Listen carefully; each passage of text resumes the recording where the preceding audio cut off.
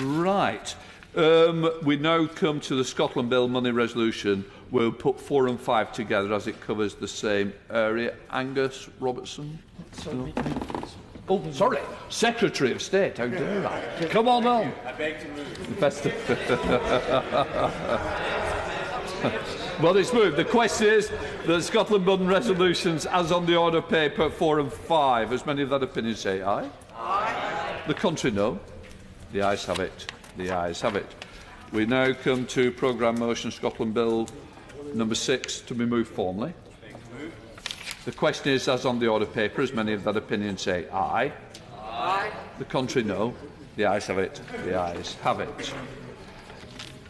We now come to 7. The clerk will now proceed to read the orders of the day.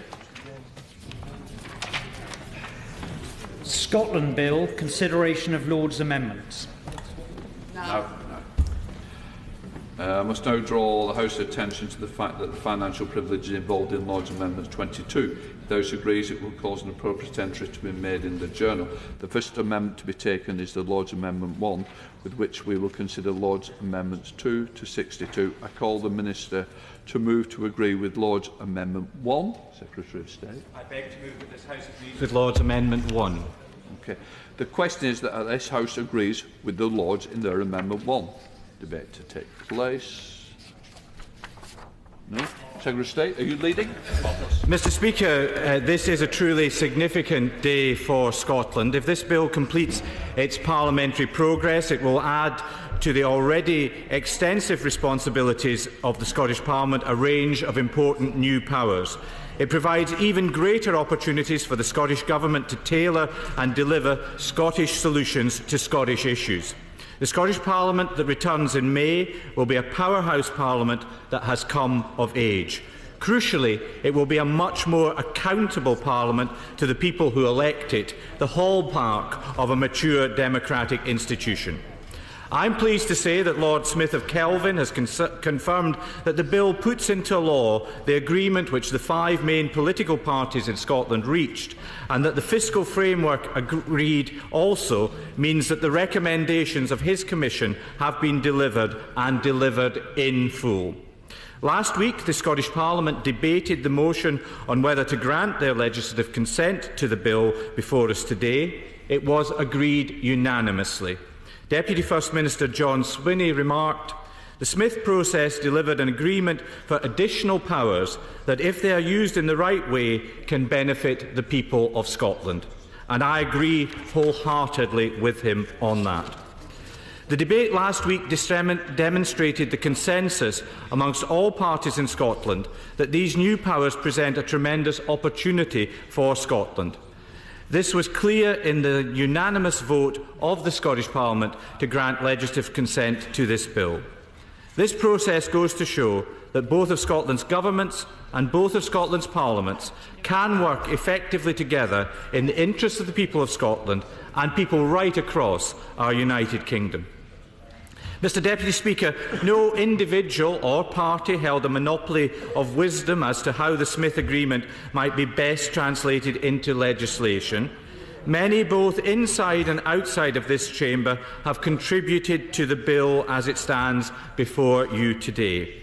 I'd like to thank honourable members and noble lords for their contribution as the bill passed through this House and the other place. Very grateful to the Secretary of State for giving way.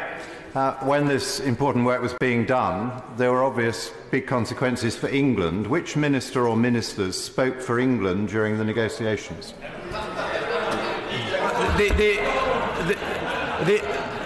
My right honourable friend has asked that question before, and this legislation has been debated on the floor of this House and on the floor of the other place, where extensive scrutiny has taken place of the bill, and indeed the opportunity to scrutinise the fiscal framework for it. So I believe that there has been extensive scrutiny capable of being delivered in relation to this legislation for the people of England, Wales, Northern Ireland and the people of Scotland.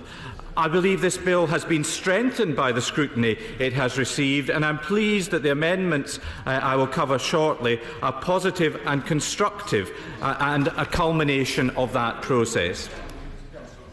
The Honourable Gentleman for giving way. And just following up the previous intervention, I think it's obvious from the voices behind me that all the other ministers, especially the Treasury, spoke for an interest other than Scotland's interest. And isn't it time that we moved away from the devolution that is effectively crumbs from the table from Westminster and moved to a model that Copenhagen shares with the Faroe Islands and Greenland? The larder is open, you choose your own powers. No longer should we be given crumbs on the table at Westminster, but the Scottish Government takes the powers the Scottish Government wants from Westminster when it wants.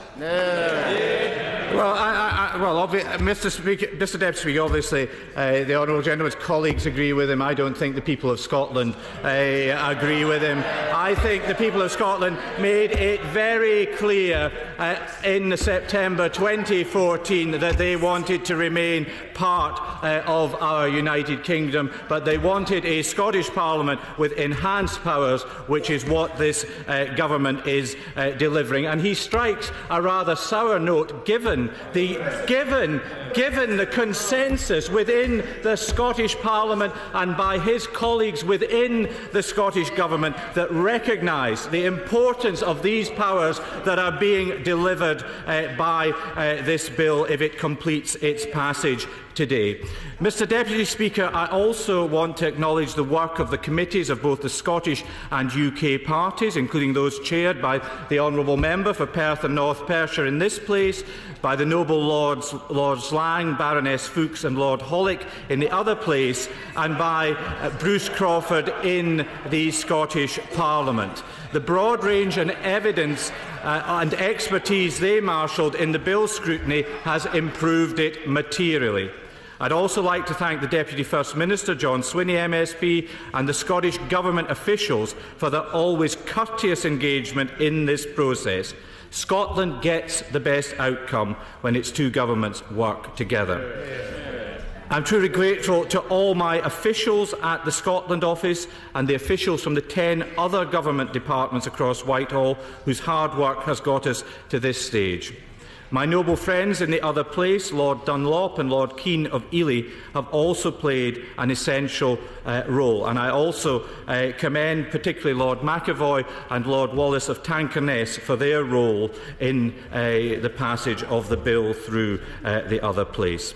The origin of this legislation was the Smith Agreement, and I once again pay tribute to Lord Smith of Kelvin and the representatives of all five of Scotland's main political parties for reaching an agreement which redefined the devolution settlement. Turning to the amendments which we are considering today, a number of technical amendments were made in the other place to ensure the bill devolves the powers intended effectively and efficiently. There were also substantive amendments related to the fiscal framework and responsible parking.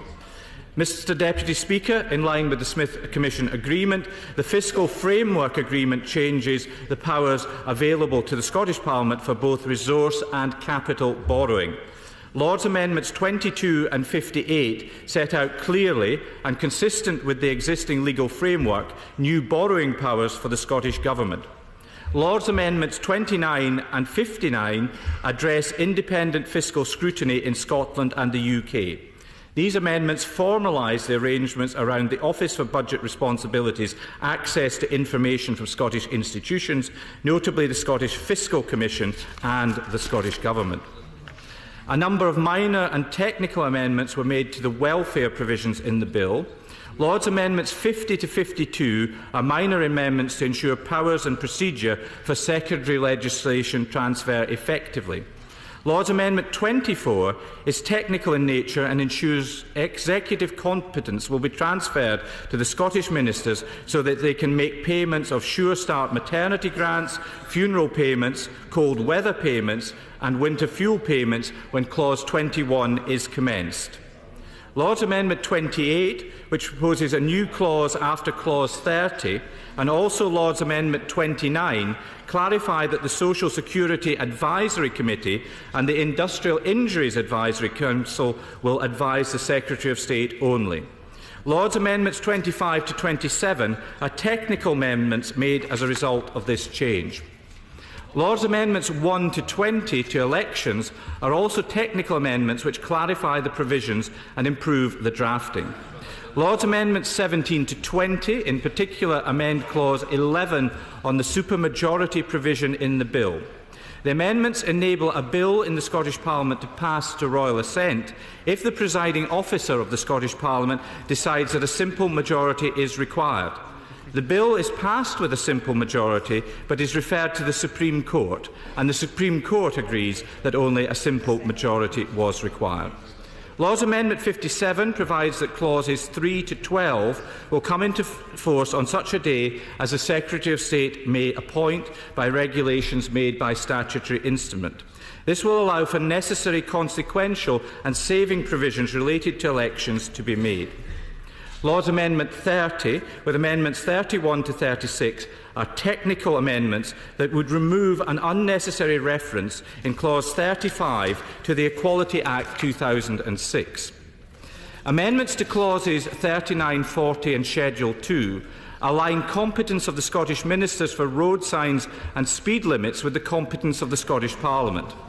This means that only clauses that are once clauses are commenced, the Scottish Ministers will have the power to make regulations providing speed limit extensions or give general directions in relation to traffic signs and pedestrian crossings to the same extent as the Scottish Parliament has legislative competence. A considerable amount of work has already taken place to develop a new set of regulations to prescribe speed limit exemptions. If they are to be truly effective, changes to relevant traffic sign regulations will also be needed. Traffic signs are already being devolved to the Scottish Parliament in other clauses of the bill. Work on traffic sign regulations has also been part of the long-term project to bring in GB-wide revised regulations. These amendments will enable the Secretary of State, with Scottish Ministers' consent, to make a single set of regulations which are GB-wide in their application and allow vehicles used for various purposes connected with devolved matters to have exemptions from both speed limits and certain road signs and general directions. The aim is to assist stakeholders and avoid duplication of work already carried out by the Department of Transport, benefiting everyone who needs to travel at speed on roads. In addition, they treat amendments to Section 87 of the Road Traffic Regulation Act 1984 by the Road Safety Act as if they were in force when Clause 38 comes into force. Mr. Speaker, at committee stage, the Labour Party brought forward an amendment on responsible parking. The amendment was also raised in the other place. I have committed to seeking a solution to this question for some time. Lord's Amendments 38 and 46 seek to address this long-standing issue of irresponsible parking. This is an issue which has particular impact on people with disabilities, parents with pushchairs and the elderly, especially when vehicles have been badly parked on pavements. We took forward discussions with the Scottish Government on this matter, and as a result of these discussions, amendments were tabled in the other place which will enable the Scottish Parliament to address this issue. This is a good example of the sort of running repair which from time to time is prudent to make to the devolution settlement and which demonstrates the collaborative relationship between the two governments. Lord's Amendment 49 revises Clause 45(8) on onshore petroleum to ensure the Secretary of State's enforcement ability in relation to reserved matters is preserved for licences in relation to onshore Scotland. Amendment 48 removes a redundant reference. Clause 68 of the bill confers on the Secretary of State the power to make consequential, transitional and saving provisions by regulations. Lord's Amendments 53 to 56 amend this provision in response to feedback from the Delegated Powers and Regulatory Reform Committee. Mr. Speaker, the Government has made substantial amendments to this bill at report stage in this House.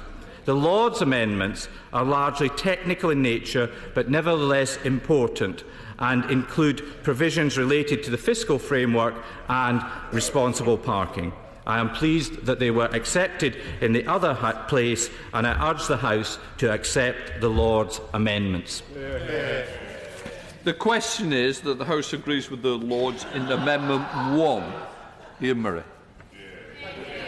Mr Deputy Speaker, the Secretary of State's description of the road traffic changes there had me mesmerised. I could have listened to him all evening, but we thank him for that. It is a great pleasure to speak today on behalf of the official opposition. I'm not going to pretend that this bill has been entirely enjoyable, even smooth or stress-free, but we are where we are today, and it's definitely been worth getting to this place. And I think every member of this House and the other place should be incredibly proud of what has been achieved in such a short space of time. Some will say it doesn't go far enough, some will be disappointed that it does not contain what they wanted, but I think today marks a historic day in the devolution journey of our Scottish Parliament, because when this bill is passed, and there is no longer any doubt that it will be passed today, Scotland will have one of the most powerful devolved parliaments in the world.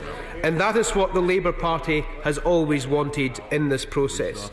It was the former Prime Minister, the former member for Kirkcaldy and Cowdenbeath, who devised the vow that promised more powers. And let's pay tribute to both him and, of course, the Daily Record newspaper for publishing it at the time. I knew I would get a reaction to that. If only I had said, Mr Deputy Speaker, the National, it may have been a slightly different response from behind me. But that paved the way for the Smith Commission, skillfully chaired by Lord Smith of Kelvin, who managed to negotiate cross-party agreement on the form those powers should take. That in turn laid the foundation for the bill that's before us today.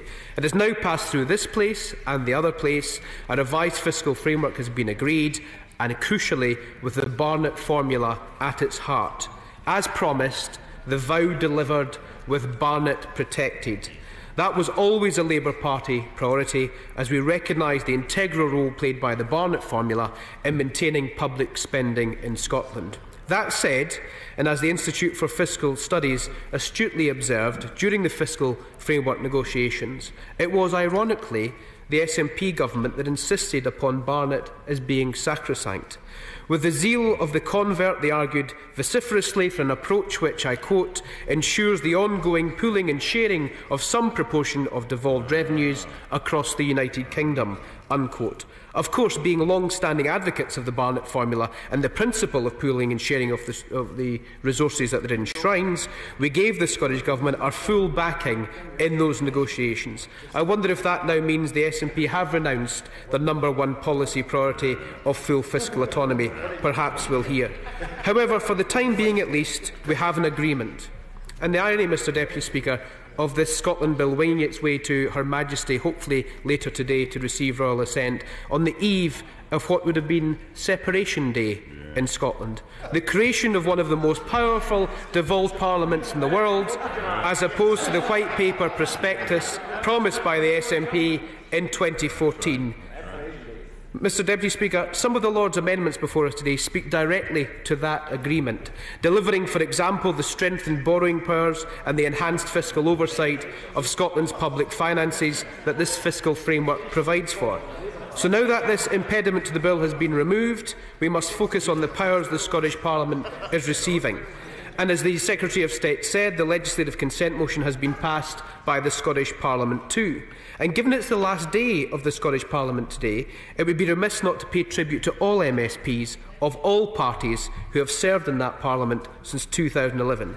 But if I may, Mr Deputy Speaker, with your indulgence, just say a word about those members, particularly Labour members, who are retiring from the Scottish Parliament today and have done so much in the process of getting this bill to us this afternoon. Since 1999, Hugh Henry, Duncan McNeill, Richard Simpson. We've had my old university friend Richard Baker, who was first elected in 2003, Margaret McDougall, Graham Pearson and Drew Smith, who were elected in 2011, all retire with our best wishes. But especially to Malcolm Chisholm, Mr Deputy Speaker, who was a long-standing member of this House as well. He retires, leaving with him a great distinction of public service to his constituents, and we wish him well. And it would be remiss of me not to mention the Right Honourable Member for Gordon, who isn't in his place. What is the Scottish Parliament's loss today, Mr Deputy Speaker, is this place's gain. Aren't we lucky indeed? But with the passing of this bill and the dissolution of the Scottish Parliament, we can lay the old arguments of the referendum to rest, alongside any doubt, Mr Deputy Speaker, that the vow has not been delivered. The conversation must now move on to how these powers are used or not used in some cases.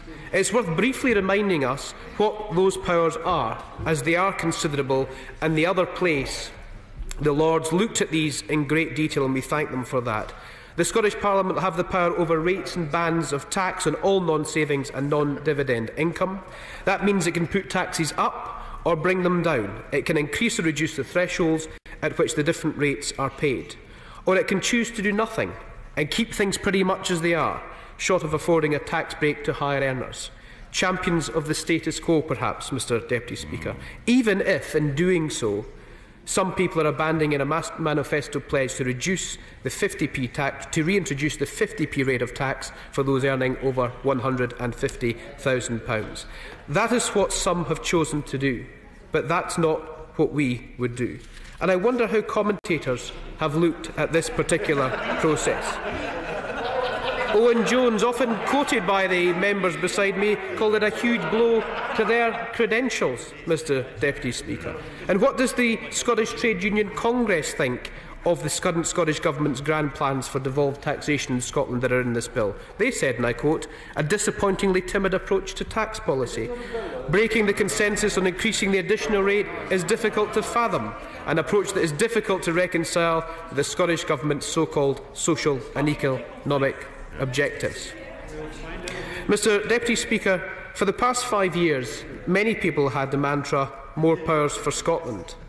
Today, with this bill as passed, we will have a powerful Scottish Parliament.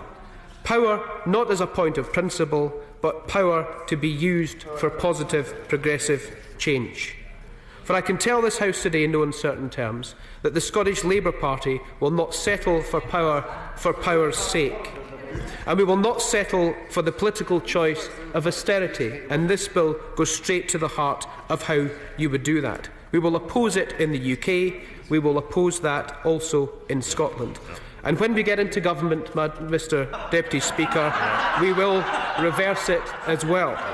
We will build a better and a fairer Scotland for all, and taxation will not be our sole tool for doing so. Mr Deputy Speaker, Lord's Amendment 22 strengthens the borrowing powers available to the Scottish Government as agreed in the fiscal framework, allowing it to invest more in capital infrastructure or smooth out fluctuations in devolved taxes. In short, the Scottish Parliament will have the power to radically reshape, with those amendments and that power, the social and political landscape in Scotland. Because we all know, in order to have the excellent public services and high standards of living that some of those countries enjoy in other parts of the world, you must have the revenues to pay for them. And that means making bold decisions, Mr Speaker.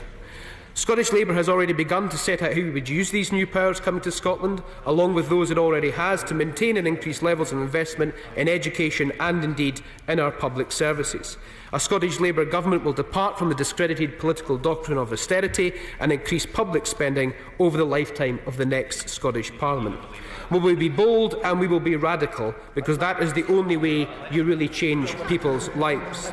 We understand that having power is pointless if you are not prepared to use it.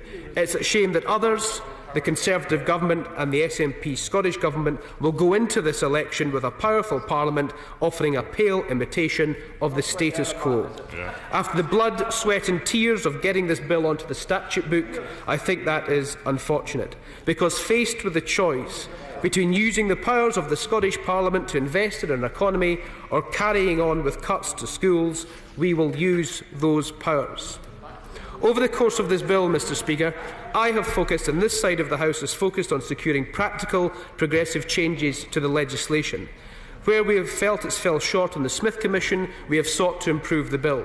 Where there has been disagreement, we have not declaimed noisily from the rafters. I have sought to reach compromise. In adopting this approach, we have won some valuable concessions from the Government, changes to this bill that will make a real practical difference to Scotland. In this place, we secured the power to create new benefits in devolved areas and elicited welcome clarity on the application and extent of the provisions to top up existing benefits. This will allow the Scottish Parliament to effectively design a new social security system to suit the needs of Scotland. And looking at the budget from last week, Mr Speaker, thank goodness they have that power. In the other place, we campaigned successfully, as the Secretary of State has said, for an amendment to the bill that would devolve competence over pavement parking to the Scottish Parliament. And if you remember, it was the member for Rutherglen, I think, who mentioned that particular issue during the second reading debate in this place. The Lord's amendments to the bill mark the culmination of a lengthy process, which started with a private member's bill brought by the former member for Edinburgh North and Leith, Mark Lazarevich, several years ago. For those that think this is a minor measure, I would point them towards the many charities, most predominantly Living Streets and Guide Dogs UK, who have campaigned hard and long to secure it. I would thank them today for their unstinting efforts. Pavement parking is dangerous for pedestrians, especially people with sight loss, and also for parents with pushchairs, wheelchair users and other disabled people. By securing this amendment, we have cleared the way for the Scottish Parliament to take legislative measures to protect these people and increase the safety of our streets. In terms of the Government's other amendments in the Lords, they are merely technical and tidying up in nature, and of course we won't oppose any of them. Mr Speaker, I would like to close by thanking those people who have brought us to this juncture. The former Prime Minister deserves our thanks. It was his vow, which was in itself a product of his passion for Scotland, which paved the way for the process that created this bill. My right honourable friend, the member for Doncaster North, also deserves our thanks for pushing forward the vow and making sure that we secure these new powers for Scotland in the legislative programme.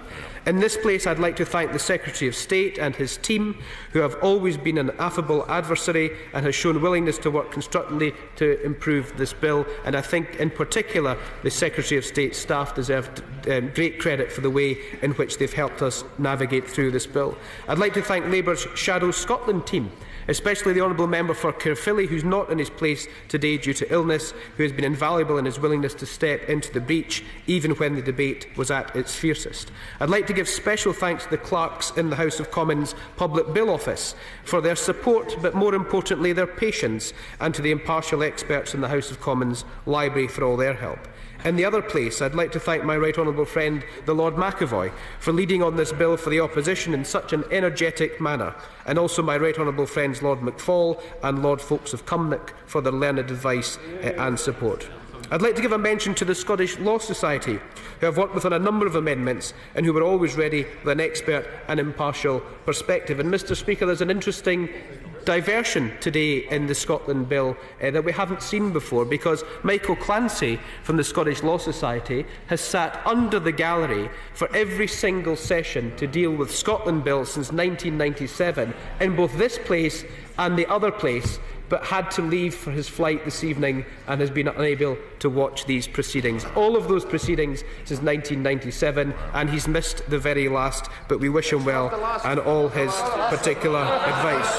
Well, it's certainly the last on this bill, and I'm sure everyone can agree with that. And finally, Mr Speaker, I'd like to thank Lord Smith of Kelvin and the commissioners of all parties who played an integral role in this process. Mr Speaker, it may not feel like it, but this is a historic day for Scotland that will fundamentally change the social and political landscape in Scotland. All we have to do now is make use of these substantial powers. We take up that challenge. It's now up to others to do the same. Mr Angus Robertson. Thank you very much.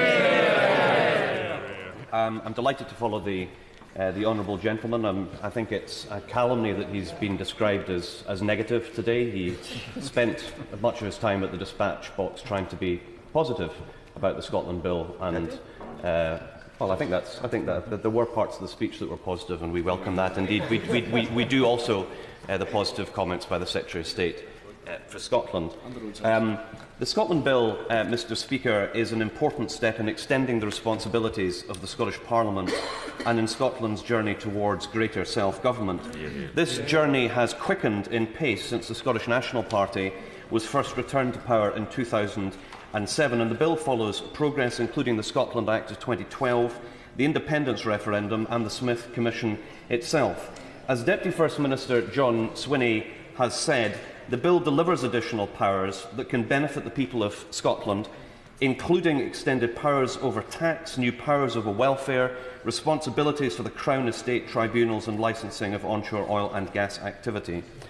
The agreement on a fiscal framework published on the 25th of February increases the Scottish Parliament's financial responsibility, is consistent with the Smith principles of no detriment and is fair to the people of Scotland. So as the bill, including the amendments that we are discussing this evening, Mr Speaker, provide useful powers and has moved towards delivering more of the recommendations of the Smith Commission report, and the agreement on the fiscal framework would be a fair basis for future funding consistent with the principles agreed by the Smith Commission, the Scottish Government recommended that the Scottish Parliament should consent to this Scotland Bill. On the 11th of March 2016, the Devolution Further Powers Committee published its report on the Scotland Bill and the fiscal framework. And while making recommendations for specific policy areas, their overall conclusion is that the Scottish Parliament should consent to the bill, and that is what is before us. On the 16th of March 2016, the Scottish Parliament consented to the legislative consent motion for this Scotland Bill. Now, the outgoing Scottish Government, and I would wish to pay tribute to my colleagues in the Scottish Government, the SNP has of course governed in Scotland now for 9 years, and every indication is that the people of Scotland have been delighted by the governance of Scotland under the SNP. I would join with the spokesperson for the Labour Party in paying tribute, as I did earlier today, for all of those outgoing members of the Scottish Parliament, not least my right honourable friend, the member for Gordon, but for MSPs of all political parties who have worked hard to achieve the best in governance that decision-making closer to home can bring. But the outgoing Scottish Government has already acted with pace and creativity in consultation with others to be ready to use the limited powers that are proposed, because of course there are limits on the powers that are being devolved. This includes bringing forward a social security bill within the first year of the new Scottish Parliament to support the transfer and administration of Scotland's new devolved social security benefits.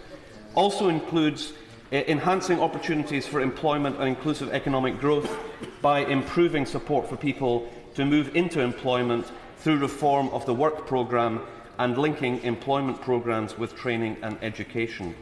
The outgoing Scottish Government has also committed to abolish fees for employment tribunals, to reduce the burden of air passenger duty by 50%, to promote equalities by taking early action on gender balance on public boards, and the Scottish Government has set out longer-term intentions for further income powers and are committed to a progressive taxation policy and have applied this to decisions on existing tax powers.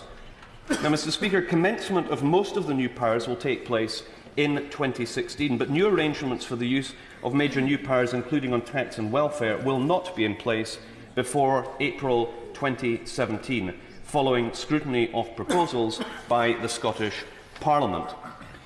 Mr Speaker, on the 11th of March 2016, the Scottish Parliament's Devolution Committee published its final report and gave its unanimous recommendation that legislative consent be given to the Scotland Bill. This was described as a significant milestone in a remarkable political process by committee convener Bruce Crawford, MSP, and I would like to pay tribute to his work and to his colleagues on that committee, as I do to my friend, the chairman of the Scottish Affairs Select Committee, the member for North Perthshire. While the Scotland Bill and the Smith Commission could have delivered more effective and coherent powers to the Scottish Parliament, the bill does provide useful additional powers in important areas such as taxation and social security. The UK Government amended the bill during its passage to reflect some of the comments of the Scottish Government, the Scottish Parliament and indeed of its committees. With an agreed fiscal framework that increases the Scottish Parliament's financial responsibility and protects the Barnett formula, the Scottish Government recommended that the Scottish Parliament consent to the Scotland Bill.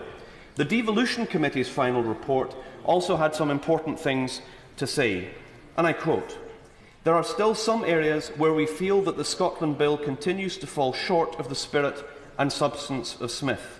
Nevertheless, the bill has been improved during its passage through our detailed scrutiny, and we welcome the fact that the Secretary of State for Scotland has been prepared to listen to the evidence we have presented and improve the bill in other areas.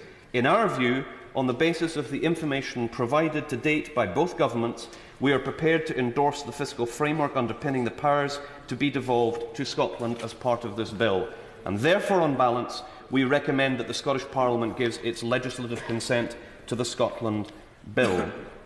UK Government amendments that implement more of the Smith report are welcome, including the permanence of the Scottish Parliament. However, it needs to be said that there are still some areas where the Scotland Bill continues to fall short of the spirit and the substance of Smith. These are, in relation to the devolution of employment programmes and the future operation of the legislative consent provision. It is also important to understand that the UK Government can still effectively veto the exercise of devolved powers over universal credit by inserting its own date for when changes commence. Also, that the social security provisions on discretionary payments and assistance are still subject to restrictions, notably for those under sanctions. And the Smith report was clear that the Scottish Parliament should have complete autonomy for devolved benefits. This Scotland Bill, Mr. Speaker, is many things, but is not federalism, it is not near federalism. Anybody who understands the powers of the German or Austrian lender know that to be true. It is an improvement. It is progress. And we on these benches thank all involved, from the Scottish Government, especially to John Swinney, but also thanks to those on the UK Government side, even though, and there's an important rider here, I see there's a Minister from the Treasury on the Treasury bench. We, of course, all know that the Treasury wanted a fiscal framework that would have made Scotland worse off by £7 billion. So thank goodness for the efforts of John Swinney and colleagues for the Scottish Government. I'd like to take the opportunity, Mr. Speaker, to also thank my SNP MP colleagues who've worked so hard through the parliamentary process on this bill. And it would also, I think, in fairness, be right to place on record members in the other place who spent a lot of time on this bill too. The most important thank you, Mr. Speaker, I think, is to all of those people in Scotland who have believed in more powers. They didn't draw lines in the sand or say this far and no further, as others have done even in the recent past. Thanks to all of those yes voters, thanks to all of those SNP voters, Westminster has had to take note. This is just the latest stage on Scotland's journey. There will be many more. We agree with these amendments. We wish the bill to proceed, and that is exactly what will happen today. Secretary of State. Mr. Speaker, I don't wish to detain the House for long, but I do want to respond briefly to some of the points that were made, and in particular I would like to add my own best wishes to all members of the Scottish Parliament who are leaving the Parliament at these elections, particularly to my own colleagues and indeed others who were elected alongside me to the Scottish Parliament back in 1999. A number of people who served throughout the Parliament are leaving, and of course there are a number of people who are standing in the election who will be leaving not necessarily by their own accord, and we should wish them well too. I'm very grateful to what the Honourable Member for Edinburgh South and the Honourable Member for Moray had to say in relation to Scotland Office officials. I think both Honourable Members will recognise the Scotland Office is a small team, and bringing together this bill along with 10 other Whitehall departments has been a very, very significant undertaking for the Scotland Office, and I pay particular tribute to the Bill team who have navigated us to this point. I also pay tribute to Michael Clancy and his efforts on behalf of the Law Society of Scotland. I think all Scottish members and new Scottish members since the last election will have come to see that Michael is one of the most dogged pursuers of improved legislation across the whole gamut that affects Scotland in this place, and I very much welcome his involvement. My test in relation to this bill were the views of Lord Smith of Kelvin, and he has been absolutely clear that with the amendments that were made to the bill at report stage and with the fiscal framework as negotiated, the bill fully meets the Smith Commission recommendations, and that is the test, the objective test that should be applied to this bill. I welcome the contribution that all members have made, and particularly at committee stage. We had some lively discussions on the floor of this House. I very much welcome the work of the Devolution Further Powers Committee in the Scottish Parliament, and I've said it in correspondence with Bruce Crawford, and I'm happy to put it on record in this Parliament that their scrutiny of this bill has been exemplary and has contributed significantly to improving this bill. And of course we recognise the detailed scrutiny of the bill which has taken place in the other place. The bill, Mr Speaker, is now on its final stage of its journey, so I think it is appropriate briefly to consider what lies ahead. The cooperation between Scotland's two governments and parliaments has underpinned the Scotland Bill and fiscal framework and will be fundamental to the success of the work that now needs to take place to implement the new powers. The Deputy First Minister and I discussed last week the initial plans for the transfer of powers following commencement, and I'll continue that dialogue with the Scottish Government immediately after the Holyrood elections. To date, both governments have agreed that the full devolution of income tax rates and thresholds for non-savings and non-dividend income will commence in April 2017. Air passenger duty will be devolved in April 2018, and the implementation dates for welfare will be agreed by the Joint Ministerial Working Group on Welfare. The majority of the remaining provisions will be commenced either on royal assent or 2 months after royal assent. The political discourse in Scotland, Mr Speaker, is already changing as a result of this bill, moving from a debate on process to how the powers are used. I'm expecting a lively debate over the coming weeks about how these powers should be used for the benefit of the people of Scotland, and I look forward after the elections to working further with the Scottish Government to ensure a smooth and effective transfer. I therefore urge this House to accept the Lord's amendments. So the question is that this House agrees with the Lords in their Amendment 1.